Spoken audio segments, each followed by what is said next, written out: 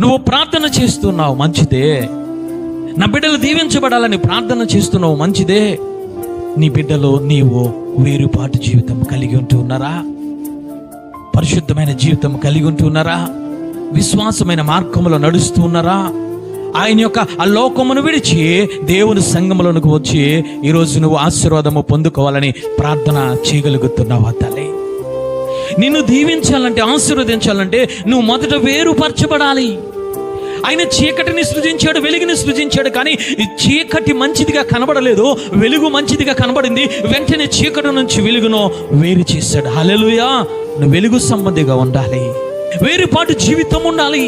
నీ నడకల్లో వేరుపాటు, నీ చూపుల్లో వేరుపాటు, తలంపుల్లో వేరుపాటు, ప్రతిదీ కూడా వేరుపాటు జీవితం నువ్వు కలిగి ఉంటే దేవుడు నిన్ను ఆశీర్వదించే దేవుడు. హల్లెలూయా. ఆదామును అవ్వను ఎక్కడ పెట్టాడు అయ్యానంటే ఏదోను తోటలో పెట్టాడు. ఆ భూమినంతటిని వేరుపరిచాడో ఆ సపరేట్గా కంచి పెట్టి దేవుడు ఆ యొక్క ఆదామును అవ్వను వేరుపాటు జీవితంలో పెట్టాడు. వేరుపాటు జీవితం నువ్వు కలిగి ఉండాలి. ఆయన సంఘంలో, ఆయన సహవాసంలో, ఆయన ప్రార్థనలో, ఆయన వాక్యంలో, ఆయన రొట్టె విరిచే ఆ యొక్క అనుభవంలో నువ్వు ఉంటూ ఉండాలి.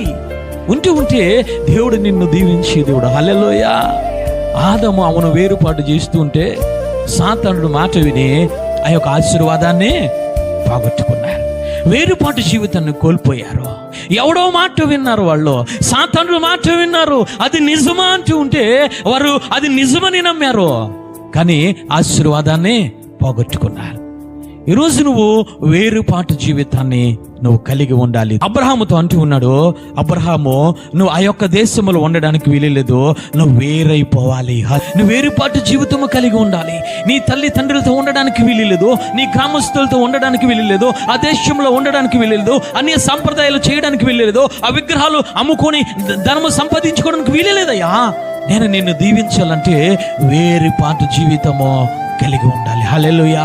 ఈరోజు అబ్రహాము వలె వేరుపాటు జీవితం కలిగి ఉంటే దేవుడు నిన్ను ఆశీర్వదించే దేవుడు. ఇశ్రాయేలు ప్రజలు ఏడుస్తున్నారు, కన్నీరు పెడుతున్నారు, రోదన చేస్తూ ఉన్నారు. అయ్యా మమ్మల్ని దీవించు, మమ్మల్ని ఆశీర్వదించమని చెప్తూ ఉంటే దేవుడు వారితో అనే మాట ఏమిటో తెలుసా?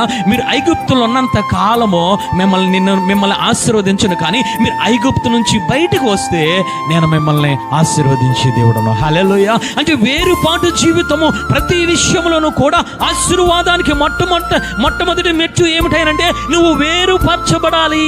నీ పిల్లలు వేరుపరచబడాలి, నీ యొక్క ఆత్మీయ స్థితి వేరుపరచబడాలి, నీ శరీరాశ వేరుపరచబడాలి, నీ యొక్క నేత్రాశ వేరుపరచబడాలి.